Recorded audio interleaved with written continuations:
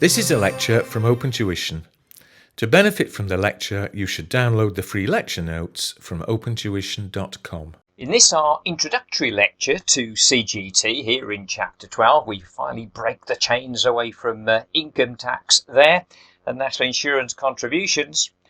We will mostly be using the recording from Finance Act 2019 because the basic introduction that we have deals with the basics, and the basics have not changed. Hence, the majority of this first lecture comes from FA 2019. In that respect, the only things just to watch out for, and they're no big deals because we rectify the situation with a newly recorded section of lecture at the end of this particular first session. But the things to watch out for mentioned in the FA19 part of the lecture are references to the tax year 2019-20, obviously, and now, of course, that will instead be 2020-21. What we are about to discover is, whereas in income tax, we had a level of tax-free income that we were entitled to each tax year, known as the personal allowance, we got a CGT equivalent to that, a level of tax-free gains that we're entitled to each tax year that goes by the name of the annual exempt amount. The annual exempt amount, which you will eventually abbreviate to AEA, the annual exempt amount. The clue's in the name. This is a level of exempt gains that each taxpayer is entitled to each tax year.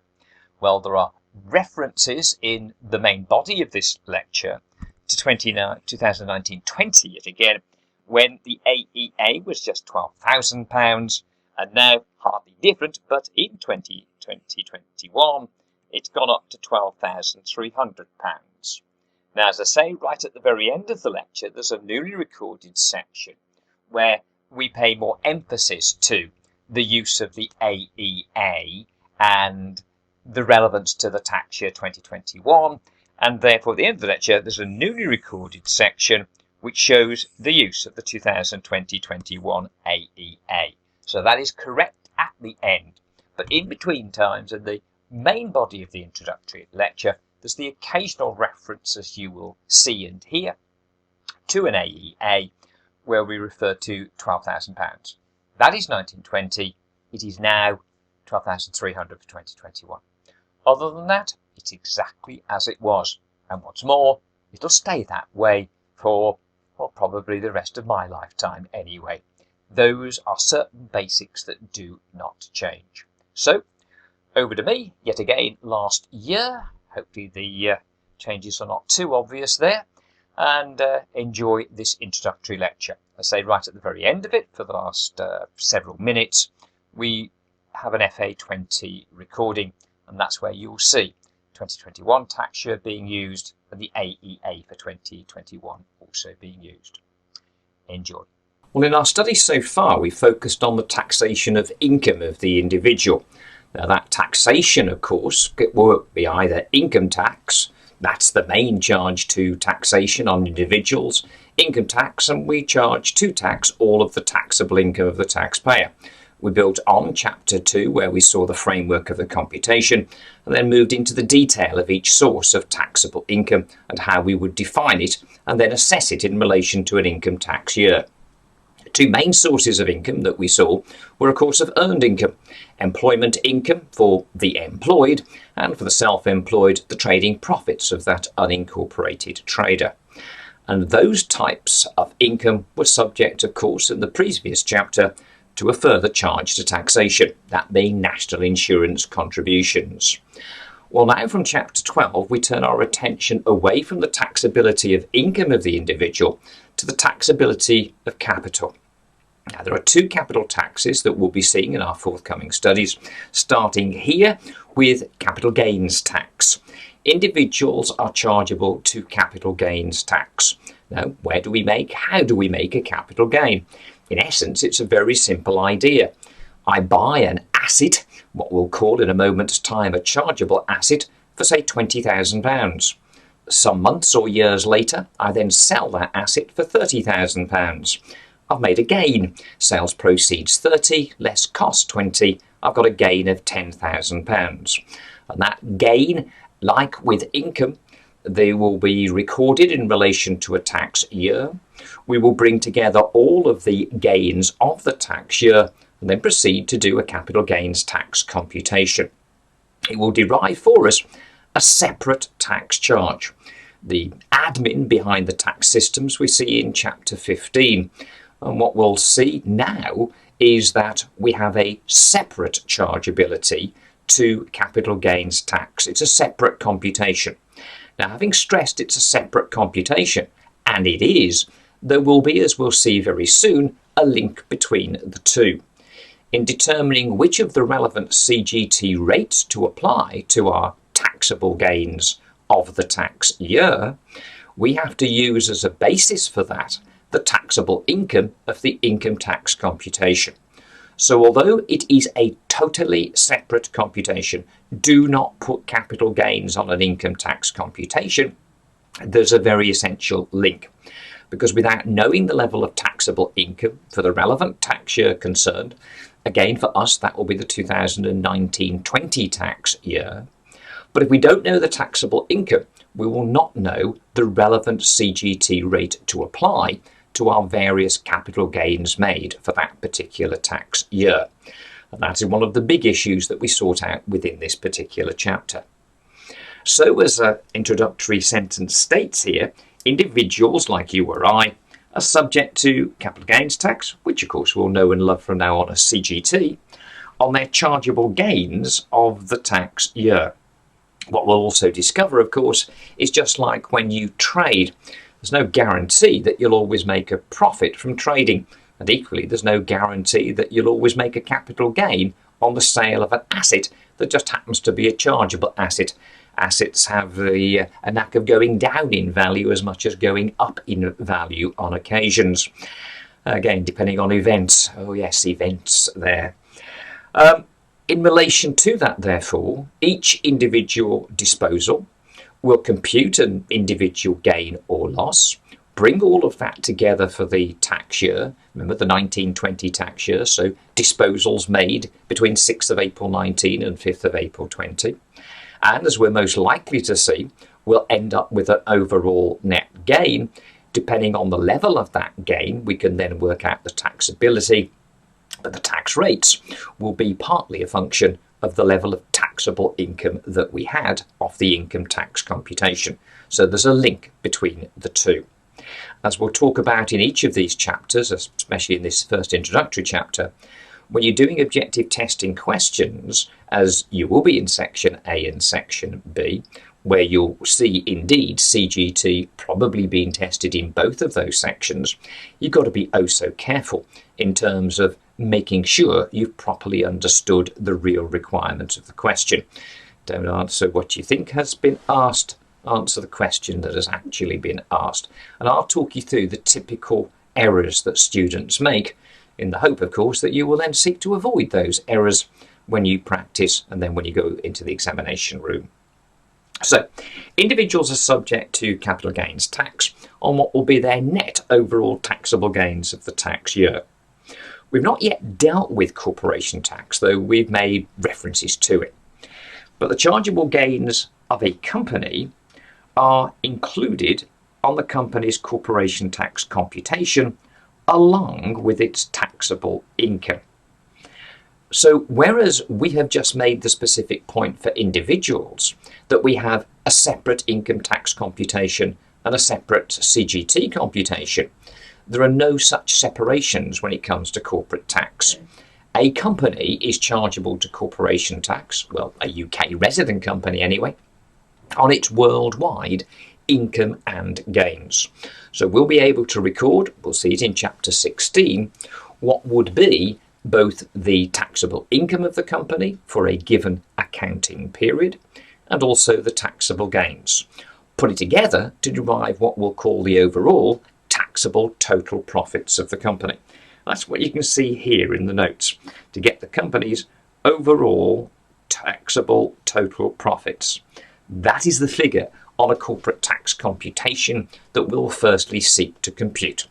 Like with the income tax computation, it came in two parts. the income tax computation, we computed firstly the figure of taxable income. Once we got the taxable income, we moved to the second part. That, of course, being the calculation of the income tax liability based upon that figure of taxable income. So it is in corporate tax. We will initially compute taxable total profits, which you now know will include both the taxable income and the taxable gains of the company's so-called accounting period. And all of that will then be subjected to corporation tax. And as I said, we will see that in chapter 16 of our notes. A chargeable gain or allowable loss arises on. Now here's a very important term or definition here of how we would derive a capital gain. For a gain or indeed a loss to arise, there must be a chargeable disposal of a chargeable asset by a chargeable person there. And each of those terms are defined specifically on this page. You'll see just a little bit further down, chargeable disposal, chargeable assets, and down the bottom of the page, chargeable person. And we'll come to that in a moment. And that underpins all of the calculations we go on to do. It's a basic given statement. It's one that should be quick and easy for us to learn and to understand. In fact, it probably has more relevance, strangely, when and if you ever move to advanced taxation, where again we have to talk about planning issues rather more than just computational issues, and the concept of what gives rise to a capital gain becomes a very important communication point to explain to your client that a chargeable gain arises where there is a chargeable disposal of a chargeable asset by a chargeable person. But more of that later. But how do we calculate that gain? Well, it was a simple exercise, as we said. The individual bought a chargeable asset, as now we'll call it, for £20,000, and at a later future point in time sold it for £30,000. Very clearly there we can see that there is a gain of £10,000. That basic calculation has to be modified slightly for certain issues, as we'll now talk about. As this note says, the basic calculation of the gain is a simple one, deducting the allowable costs of an asset from its net proceeds upon its sale. A company, we mentioned about companies being chargeable to corporation tax on their chargeable gains. That is our later studies, but mention it at this point.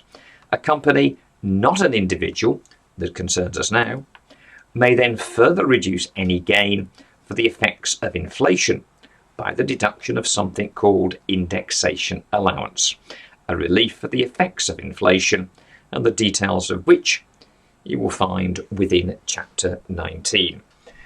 That's coming up, of course, much later in our studies. Even there, as we will then discover, that relief for the effects of inflation has been frozen back at December 2017. So if companies bought assets like individuals have bought assets post December 17, then there wouldn't be any indexation allowance. Again, the calculation of the gain for the company would be the same as that for the individual.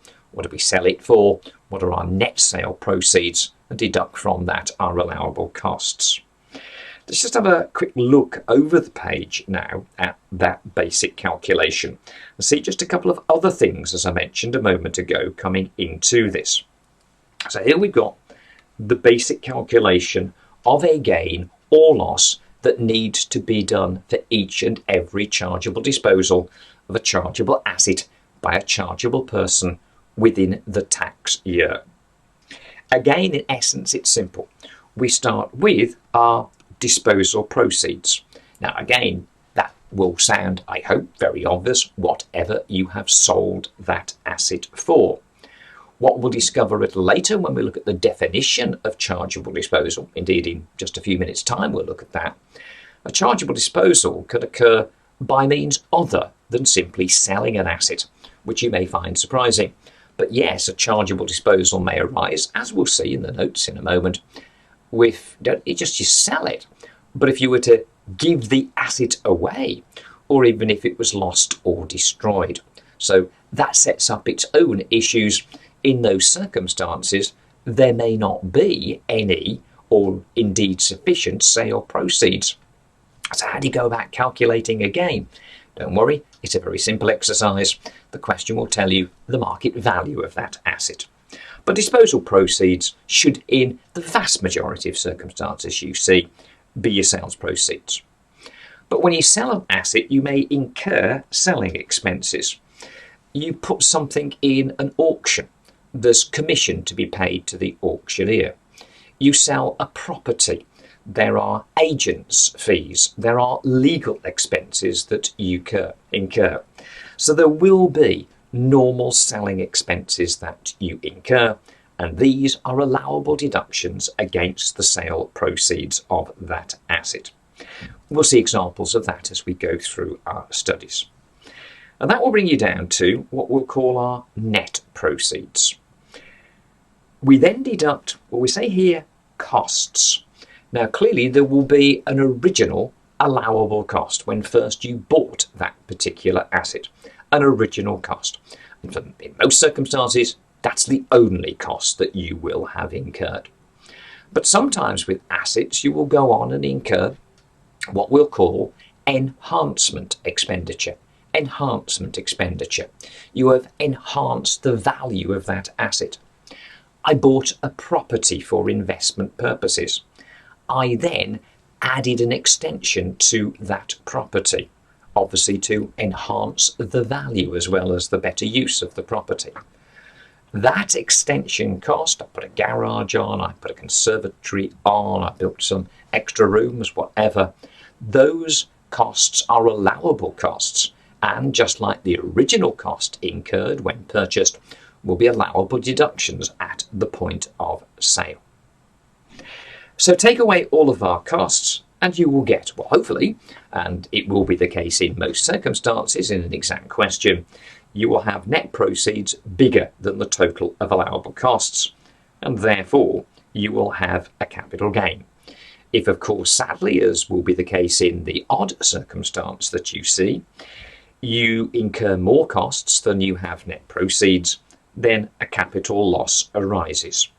What we'll then do, of course, as we'll see soon, is to bring all of those gains and losses together for our normal set time period for an individual, the tax year, 6th of April to 5th of April, and establish the net over all gains.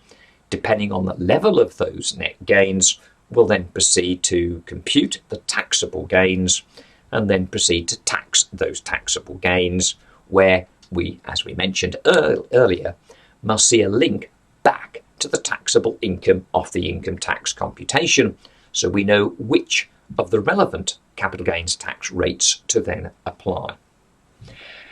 As we mentioned a moment ago, individuals do not get indexation allowance on disposals. Individuals do not get any relief for the effects of inflation.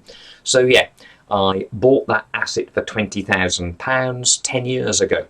I sell it now for £30,000. Well, £20,000 10 years ago may be worth what is £30,000 now. So there may be no real gain that I have made if I took account of the effects of inflation there. Well, that's the way it goes. There is no relief for the effects of inflation. It is a straight comparison of what are your net proceeds of sale and what is the total of all of your allowable costs over the period of ownership of that asset. What individuals do get, however, to compensate them for this, and companies do not, individuals do benefit from an annual exempt amount, or AEA, as we'll go on to abbreviate that from now on. Our annual exempt amount, as you said, is not available to companies. And that is just like what we saw in an income tax computation. We listed out all the taxable income of the taxpayer for the tax year. Now we list out all of the net gains of the taxpayer for the tax year. But the net income was not the taxable income. What did we take away from that? The personal allowance, that level of tax-free income that every UK resident would be eligible for the tax year. we took that away. Again, as long as the figure of income was bigger than the personal allowance, we deducted the full available personal allowance. If, of course, your income was only £10,000, therefore lower than the £12,500 personal allowance, then the taxable income would be zero. The personal allowance big enough to reduce the income figures down to zero there, but any unused personal allowance would be lost. The equivalent now for capital gains is this, the AEA, the annual exempt amount, a level of tax-free gains that each of us as taxpayers have available to us, and that extends to every individual. So just like in income tax, each spouse there or civil partner had available a personal allowance, well, each individual has available an AEA. If we don't use all of that AEA in any tax year, you lose it. It's the same premise as a personal allowance. Use it or lose it. You don't get to carry forward any of these unused amounts. Each tax year has its own AEA. Use it or lose it within that tax year. What, of course, we may see to further reduce gains of a year, if we had for a particular tax year more losses than gains, we'd end up with a net loss overall for the tax year. There'd be no CGT obviously to pay because you've made a net loss in that tax year. But what you can then be able to do is to carry forward that net capital loss to put against future chargeable gains. And again, we'll be coming back to this section just at the top of this page in a moment, which is where, having calculated each individual gain, each individual loss, using the method that you see here, we bring all those individual figures together and then attempt to put it into a CGT computation. Okay, let's just go back to the first introductory page on CGT, and we there defined what there needed to be for a chargeable gain to arise. There had to be a chargeable disposal of a chargeable asset by a chargeable person. Right, let's look at those terms now as they are defined here. A chargeable disposal. Now, of course, it will usually occur by the sale of an asset. That's how most people chargeably dispose of any chargeable assets. They sell them. But will also arise when an asset is gifted. Now, that is a hugely important one so far as our syllabus is concerned. And indeed, for those of you who go on to advanced taxation, becomes probably even more important there. But it's a big, big issue. Because what you are now thinking is, well, hang on a minute, that's not fair. Oh, the F word used again there, fair. No. What we have is a situation, is if you chargeably dispose, sell or gift a chargeable asset and you are a chargeable person, then a capital gain must be computed on that chargeable disposal. And the fact that there are no sales proceeds is not a barrier to the calculation of any gain or indeed loss that may have arisen there. What you use is an open market value.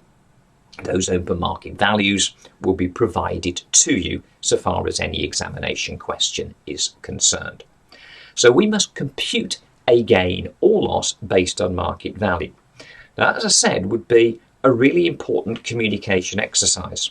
Now, at Tax UK level, this introductory level in terms of taxation, we're far more interested in the calculations, the computations. Right, a taxpayer gave away this asset to his daughter. At the point of gift, it was worth £20,000. That's your disposal consideration there. And you compute a gain based upon that particular market value. So it's a very simple calculation. You're just substituting a given market value for what would otherwise have been sale proceeds. But of course, then there's the communication issue to your client, which, as I said, actually becomes more of an important at a higher level.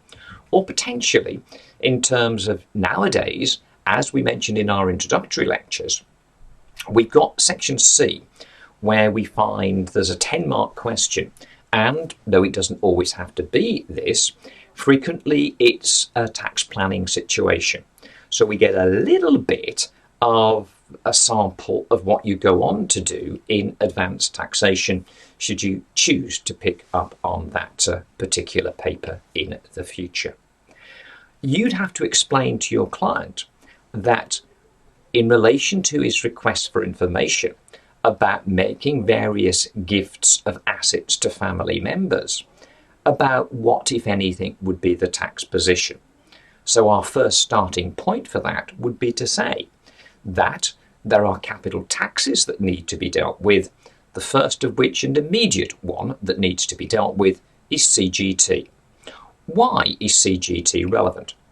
Because a gift of an asset represents a chargeable disposal. And therefore, if of a chargeable asset and the individual is a chargeable person, then a gain must be computed based on, and of course they then give it to you, the market value of that asset. That then begets other issues. You may then think, but hang on a minute, it still doesn't sound fair. You've given something away. You are worse off, not better off. This is exactly what makes it such an important communication issue, because your client would have probably no idea that the fact that he intended or she intended now to give assets away to various family members could ever impose any tax issues. Most individuals think, I only pay tax when I make some money, whether it's income or whether I sell something and now make a capital gain. Well, no. The definition for CGT, as we keep saying, is chargeable disposal of chargeable asset by a chargeable person.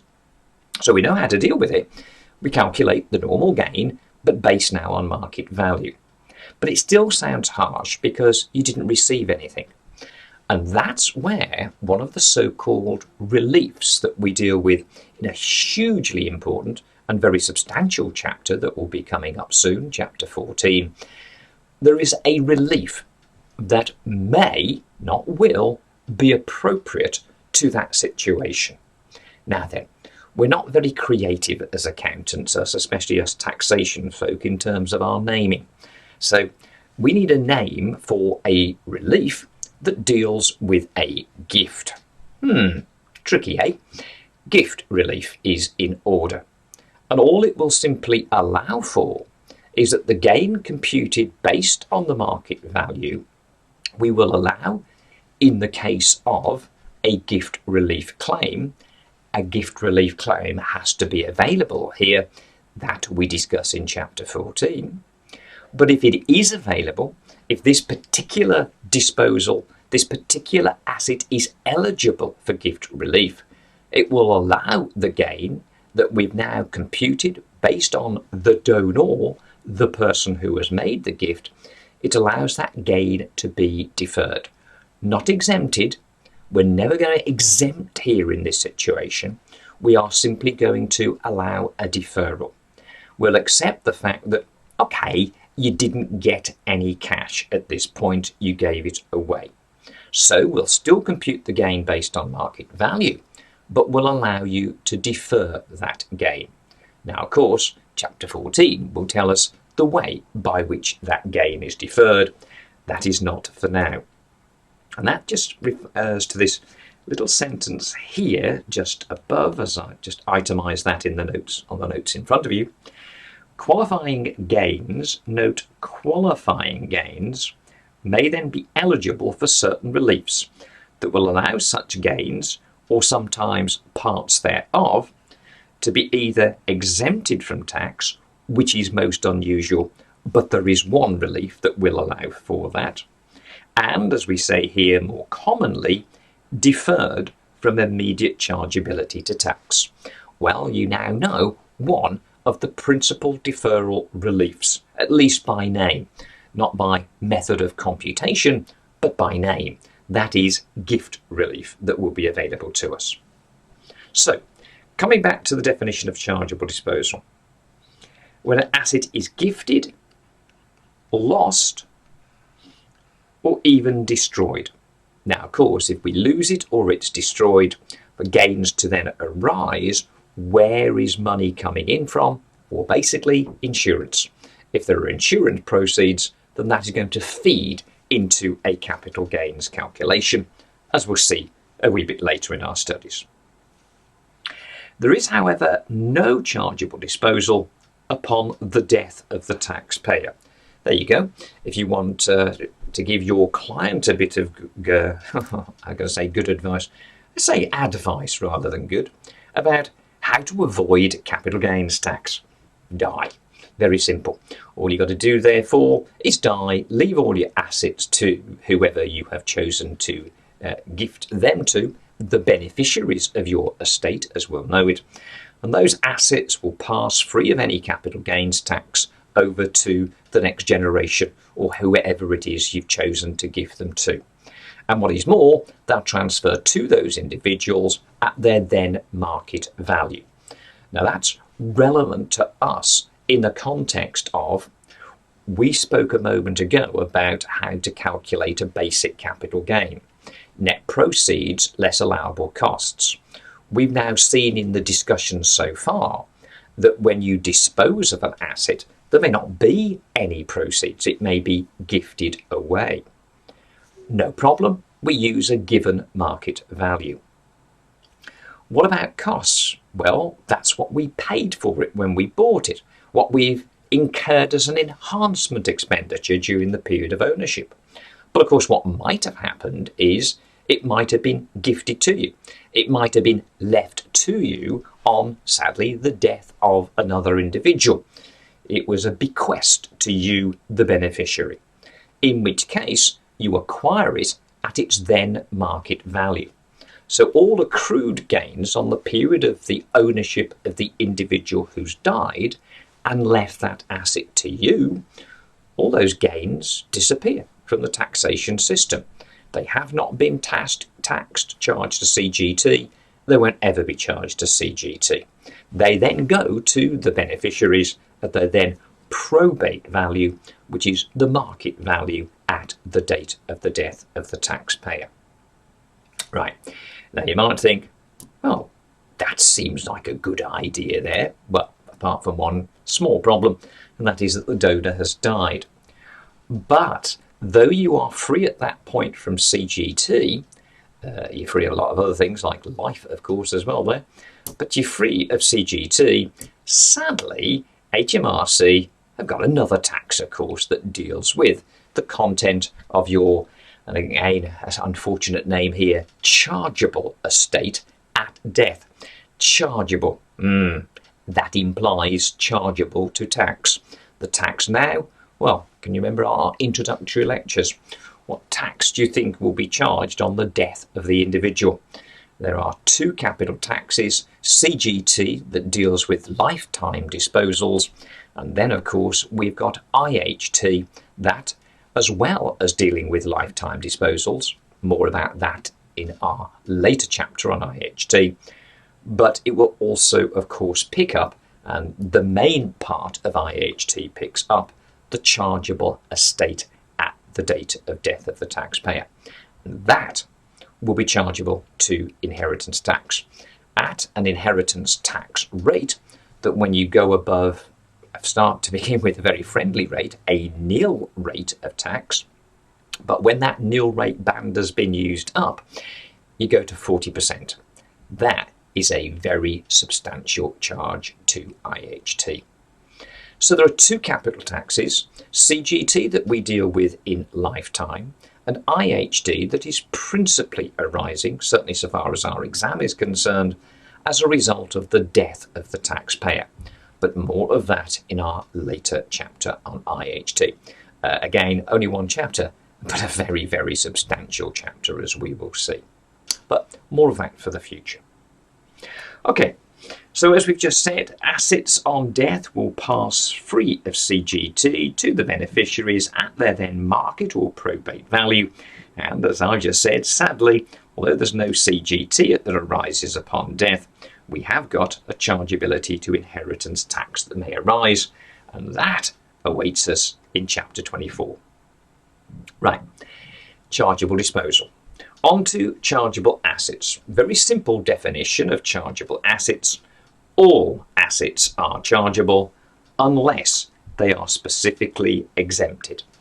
Now, there are a number of exempt assets, not usually mounting up to huge amounts. But again, these are the ones that you need to know. These are the important ones. First of all, and the most common one, motor vehicles suitable for private use. Basically motor cars there. Motor vehicles suitable for private use. Those are exempt assets. Now again, this is not some generous move on part of HMRC. If an asset is a chargeable asset, then we would have to compute either a gain or a loss on that disposal made by the individual taxpayer. So have a wild guess at this one. If I bought a car 3 years ago for £20,000, is it going to be worth £20,000 or is it going to be worth more than £20,000 now? No, it isn't. It is going to be significantly lower in value. So if I bought it for £20,000, it now might be worth £12,000. Do you now see the method in the madness of HMRC?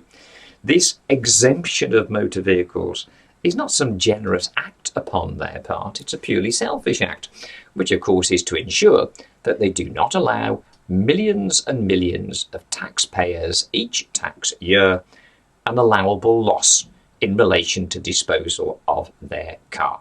That's why it's exempted. And it's the case in many of these situations in terms of what they choose to exempt, because those are the disposals that are most likely to give rise to losses. Again, what do examiners do? They try to, I'm going to say trick there. They don't try to trick.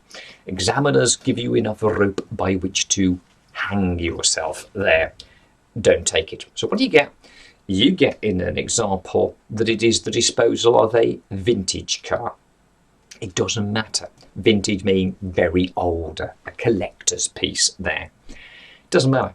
If it is a car that is suitable for private use, whether used a lot for private purposes or not, it doesn't matter. So whether it's just your normal everyday car or it's an investment in terms of a vintage car there, it's a car, and therefore motor vehicles suitable for private use are exempt. So don't get caught on that one. Something we saw back in chapters 2 and 3 in terms of an exemption from income tax. The holding of national savings and investment certificates, free of both income and CGT. Foreign currency for private use. If again between acquiring the foreign currency and then maybe converting it back into sterling, if the exchange rates have changed, such as on the amount that you've cashed back in for sterling that you haven't spent while on your holidays, you make a bit of a gain there, then that is going to be exempt. Again, foreign currency for private use, that is going to be exempt. Decorations awarded for bravery there.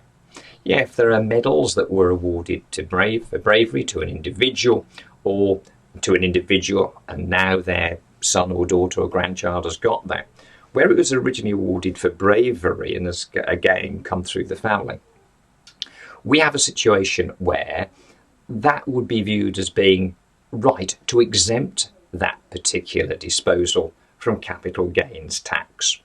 What doesn't get exempted is if you are a collector. You go out and you buy these things and the value goes up. You sell, you make a capital gain. There, that's not awarded to you for bravery. It's not particularly brave walking into the antique shop under enemy fire, no doubt, on the high street there and buying this particular medal and then being able to sell it at a profit at a later point in time. So decorations awarded for bravery, yep, that's fine. But if you're just buying and selling, no. Any damages for personal injury that are received, the product of life insurance policies, Works of art given for national use. Now, those I've quickly glossed over because you're not going to see those except on a very irregular basis. But the next one, gilt-edged securities. Yeah, we need to know that one. What do we mean by gilt-edged? These are government securities, and a typical one you see in an exam question would be something called exchequer stock.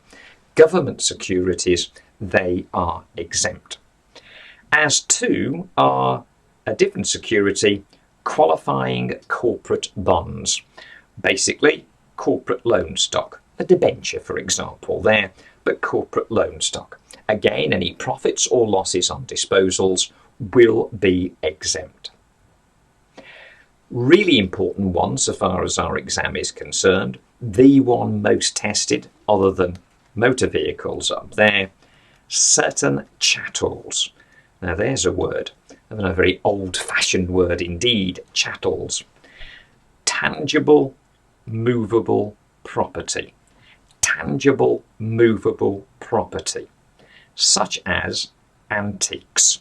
So you've got various family heirlooms there, some antiques. Those are going to be exempt in certain circumstances.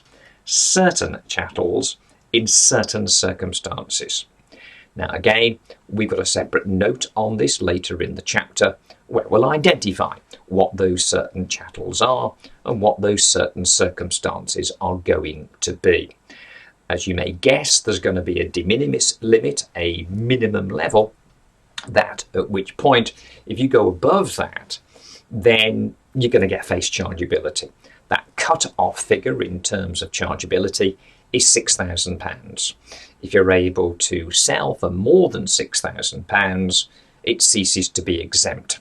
If you were to buy for £2,000, sell for £5,000, each of your cost and your sales proceeds are below £6,000, then the chattel exemption would apply. But don't worry about trying to note that down or remember that at this point in time. We have a separate section.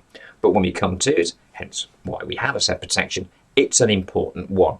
It is the most likely exemption that is going to be tested. Not simply because either something is or is not exempt. What we'll discover with that one is that you might have a sort of partial exemption. Some of the gain or some of the loss may be exempted rather than all of that gain or loss. It makes it a more interesting calculation, and that attracts your examiner. Again, as we saw in income tax, investments held in an ISA there, an individual savings account. Chargeable person, well, that's very basic, going back to a term that we referred to in Chapter 2. An individual who is resident in the UK, a UK resident, is a chargeable person and is therefore liable on their worldwide assets. Now, this is a very basic definition for Tax UK. If again you go on to look at advanced taxation in your future studies, if you choose that at the professional stage, then that's going to be rather more complex in terms of dealing with the residence of a taxpayer and the consequences of UK or non-UK residence. All you need to know here is if we've satisfied our tests of UK residence, though those were tests that we used for income tax purposes, if, as you will be dealing with a UK resident, then that is a chargeable person. Okay, so we know therefore that individuals are subject to CGT on chargeable disposal of a chargeable asset by a chargeable person. The fact that we may not always have sale proceeds or sufficient proceeds to represent its market value, no problem. A chargeable disposal is not just a sale, it's a gift, it's a loss, it's a destruction of an asset, and market values may therefore be used in those circumstances. The basic computation itself, as we saw, for each individual asset, disposal proceeds, disposal consideration, proceeds less selling expenses there, to get net proceeds, take away any and all allowable costs and get either a gain or a loss. And you do that for each and every chargeable asset that has been chargeably disposed of within your tax year. And what we then look at is the Cgt computation, which is as far as we'll take this particular discussion in terms of this particular session. So what does it look like? It's a listing exercise. Aren't all computations that? We've got our capital gains made during the tax year. We will deduct any capital losses that were made in the year. And that should give us, I'm assuming it will be, our net chargeable gains in the tax year. Our net gains. If there were losses, those net losses would then be able to be carried forward for relief against future gains. How those losses then brought forward are used, you'll see on this computation in just a moment's time. So we get the net gains of the year, netting out the gains and losses. We then deduct our AEA, remember? What does that stand for? Our annual exempt amount. That, it's on your fact sheet, but you'll need to look that up by the time you're doing the exam. That's a figure of some £12,000. When we've taken away those, or that AEA, probability is that for the vast majority of taxpayers, that then becomes the taxable gain. But one other possibility that now we see is that there may be capital losses brought forward from an earlier tax year. As I just said, if for this tax year we made more losses than gains, we carry forward that net loss into the next tax year, and if it's not used then, we keep carrying forward. There's no time limit on the carry forward of these losses for individuals. They keep going forward until such time as they meet gains, or of course, until we die. So, get your net gains of the year, take away your AEA, then, if there are any, deduct your capital losses brought forward. Now, clearly, what we may have is, having already deducted AEA, the amount of gains post the deduction of AEA may be smaller than the amount of capital losses brought forward, in which case fine. If you've got here a figure of £5,000 of net gains post AEA, and your capital losses brought forward had been £12,000, well, you'll just use sufficient to bring, of course, your taxable gains down to nil. That would mean you've used 5,000 out of 12,000, therefore the 7,000 to carry forward to the future. If you did your studies for taxation, maybe you started your studies based on Finance Act of 2018, now with Finance Act 2019, you'll see that although the net result is the same, the order in which you make these deductions has changed. It's been simplified. We now deduct AEA before then deducting the capital losses brought forward.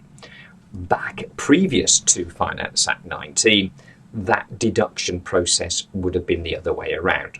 So if you're looking at this thinking, I don't think that's right, you're going back then to your Finance Act 18 knowledge. This has now come in to replace that.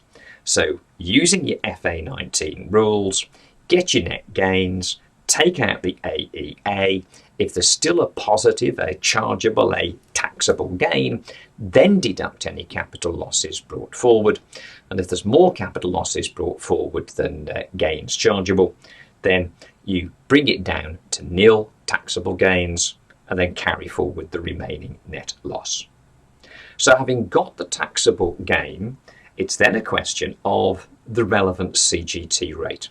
And as you'll discover here, and these rates of course provided to you on your rates and allowances page given to you in the examination, you'll be talking about 10% or 20%, 18% or 28%.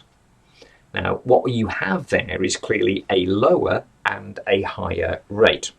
The difference between those low and higher rates, though the rates themselves are different, the difference is the same. It's a 10% difference. Now remember I told you right at the outset of this lecture that although we did a separate capital gains tax computation for the taxpayer, separate that is from his or her income tax computation, what there is an important link. And that links back to the level of taxable income. And the key issue in terms of your income tax computation is whether you are or you are not a higher rate taxpayer. Whether or not you're a higher rate taxpayer or you're still a basic rate taxpayer. Because taking your taxable income on your income tax computation as a threshold, we are then able to use the lower rates. Now, again, what you apply them to, we will talk about later, 10% or 18%, to any amounts of the relevant gains that fall still within the available basic rate band. But then any gains that go above your available basic rate band, remember, in terms of taxable income, for the normal individual, £37,500. But if you go up into higher rate, what was 10% becomes a 20% rate, what was 18% becomes a 28% rate there. Last bit of the exercise that may be required of you, like it is with every taxation. What is chargeable to tax? That's your taxable gains here. Then calculate your tax on it using the relevant rates. And the last thing that your client wants to know is, okay, that is how much tax needs to be paid. When do I have to pay that tax? And that, very simple, a standard due date, which is the 31st of January following the end of the tax year. So the 1920 tax year ends on the 5th of April 20. What is the 31st of January following? That, of course, is the 31st of January 21. Okay, now I've only spoken very briefly there about the application of those rates. Don't worry, what we'll do is we'll call this session to a halt at this point in time. And at the beginning of our next session, I'll give you some examples to discuss through.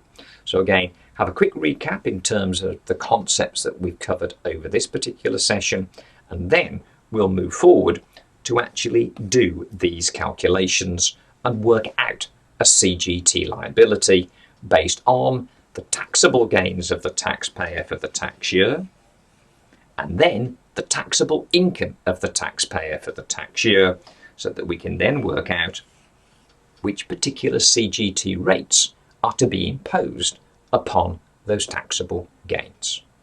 Well, using our Finance Act 2019 recording so far in this session, we have seen how it has always been, not just last year, this year, but years before this, no doubt into the indeterminate future. But a capital gain or an allowable loss will arise wherever there are the three basic ingredients coming together. There is a chargeable disposal of a chargeable asset by a chargeable person. And we know now how to identify each of those three ingredients. Very importantly, not just at this level, but even at advanced tax level, is to understand that when doing a capital gains calculation and starting off with that disposal proceeds, that where an asset has been given away, yes, people, probably not accountants, do give things away from time to time, but where an asset is gifted, that still represents a chargeable disposal.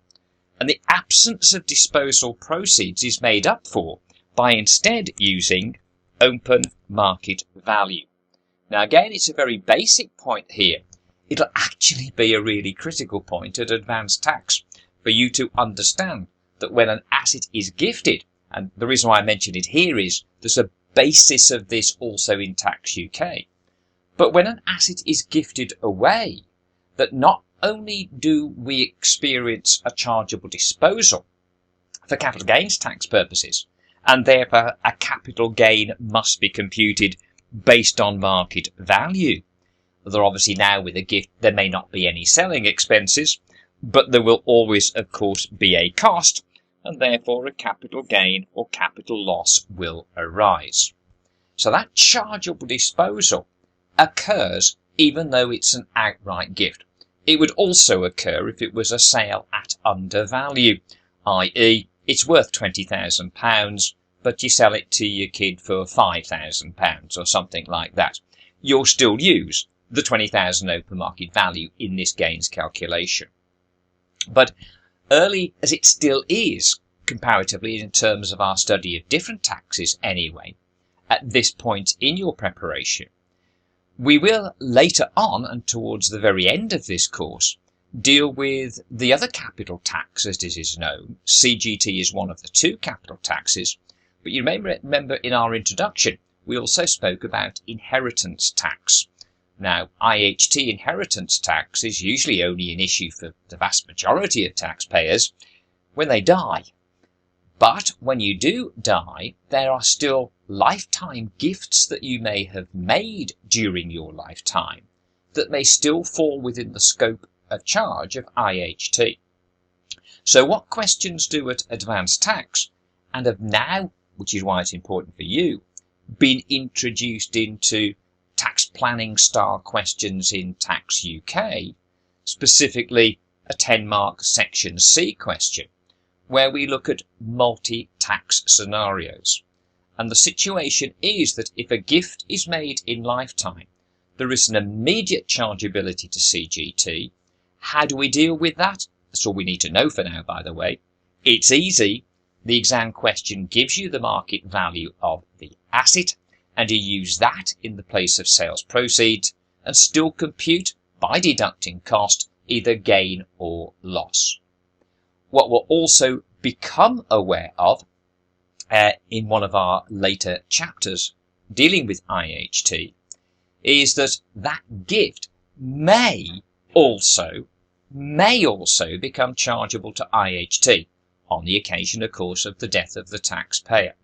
So out of one transaction, there may be an immediate charge to CGT and a future charge to Iht. Now, how the Iht system works is not for now. We're still only at the beginning of our studies of the CGT system. But important to understand where eventually we will go in terms of, and we've mentioned this before already in our studies, about linking taxes together and those multi-tax scenarios. It's never going to be overly complex. It can't be. Not for a 10-mark Tax UK question. It ain't going to be rocket science. So, in terms of CGT, there's an immediate effect when you gift. A chargeable disposal has occurred. Assuming it is a chargeable asset, then a capital gain is to be computed because the individual concerned most certainly will be a chargeable person. For later on in our studies, when we come to deal with Iht, we'll also talk about the fact that at that point of gift, there is no immediate charge to Iht, but depending on when you die, how long is it from this date of gift to the date you die, depending on that gap, this charge to Iht may arise in the future. But that, as I said, is for another day. So we know from this how to compute a capital gain or a loss.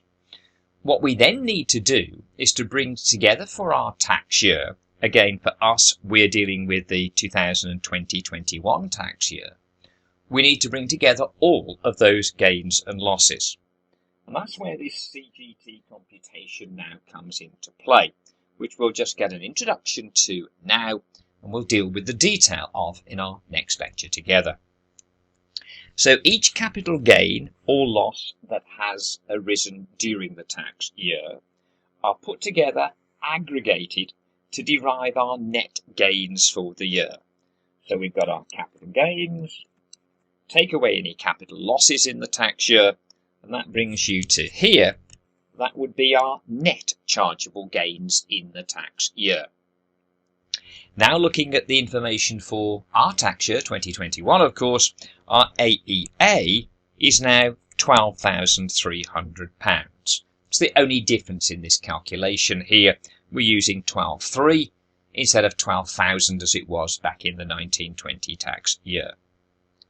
Take that away and we've got what would otherwise be a figure of taxable gains for this year, subject to possibly in the previous year or a year even earlier than that. When we put together these calculations of gains and losses of the year, maybe it derived a net loss. So there'd be nothing to have taxed, no net gains for the year, but that net capital loss wasn't able to be used this year. There were insufficient gains to absorb the losses made, so the net loss is carried forward. This is where it now comes in. So understand the order in which you do things. You firstly establish what are the net gains of the year. That is that figure there. We then take away our annual exempt amount, the 12,300 as it is for our 2021 tax year. And that gives you a figure that would beat the taxable gain figure now to be charged this year, other than for the deduction of any capital losses brought forward. Now then, this is where we get an advantageous use of that capital loss brought forward. If, for example, we had here, after the AEA has been deducted, a figure of £5,000, this figure here, of gains after the AEA has been deducted. And maybe our capital losses brought forward amount to £12,000. Now clearly, if we have £12,000 worth of losses and £5,000 worth of gains at this point, you wouldn't want to have to use all of the 12,000 and therefore waste 7,000 of that loss brought forward. And fortunately, we don't have to do that, because all you'd now do is to use 5,000 of the capital loss brought forward, so minus 5,000 of the brought forward, and that means you'd have £7,000 of capital loss to carry forward. So when you came next year, the 2021-22 tax year, to this same situation where we've worked out post the AEA of that tax year what would be the taxable gain, what would otherwise be the taxable gain, that's where your £7,000 will come into play. But we'll only ever have to use a capital loss carried forward where there are net gains still to be taxed. We're never going to waste that capital loss that we carry forward, unless, of course, we die not having used that loss, in which case then it will die with us. But other than that, there's no time limit. It will just be carried forward, work out the net gains of the next year, take off the AEA, get what would have been the taxable gain. Is there a figure there? Take out your loss brought forward, but only as to bring that down to nil. Carry the remainder forward again and again and again. So that brings us down to our figure of taxable gains. Important, as I've said, to make sure that you follow that routine. What are the gains of the year? What are the losses of the year? That's the net gain of the year. Take away your AEA, get what, as I keep saying, would have been the taxable gain, but only at that point do deduct losses brought forward, and only then as to bring down that net gain figure to a zero figure, and you carry forward the remaining balance of capital loss, if there is one. If, however, there is a taxable gain for this year, then the first part of the computation is complete. We've established the amount of gains that need to be taxed, the taxable gains. Like an income tax, we did with the taxable income on our income tax computation. So what's the next thing to do? Calculate the Cgt liability, and then, if necessary, state when that will be payable. Now you'll see here Cgt Rates. And again, like with income tax, there isn't just one rate. There are rates of 10% and 20%, or 18% and 28%. Now, you might have thought I'd have said 10, 18, 20, 28, but these go in pairs. These rates there are applicable to again certain types of assets, and there will again be a link back to the income tax computation in terms of, are we dealing with a basic rate taxpayer or are we dealing with a higher rate taxpayer? Depending on what type of asset that has given rise to the gain, if all of this gain still falls within your basic rate band that you know from your income tax computation, then it would be taxed at either 10% or 18%, a lower rate. But if you are a higher rate taxpayer and these gains fall into that band, then it's either 20% or 28%. Again, dependent on the type of asset it is. There's one particular category of asset that has a higher set of tax rates, and we'll see that next time, along with this very important issue of how to apply those CGT rates and what is that link back to the income tax computation to know whether we're going to use the lower rates, 10%, 18%, or the higher rates, 20%, 28%. All of that awaits us next time. That's what the next lecture will entirely be about. Once you have a CGT liability, then the admin is very simple, that the tax is due to be paid in one amount the following 31st of January. So the 31st of January that follows the 2021 tax year, the end of, is the 31st of January 22. As we've said before, the gains included above will be after deducting any reliefs that may be available, and we have a chapter that deals with those various reliefs, and the most important chapter it is too, chapter 14. We know how the gain or loss is computed, that then feeds in to the calculation of our CGT liability there. We know that our AEA is only available to individuals, not available to companies, and that for the 2021 tax year it is £12,300. There's a further note about the AEA and a further note saying when the CGT liability has to be paid.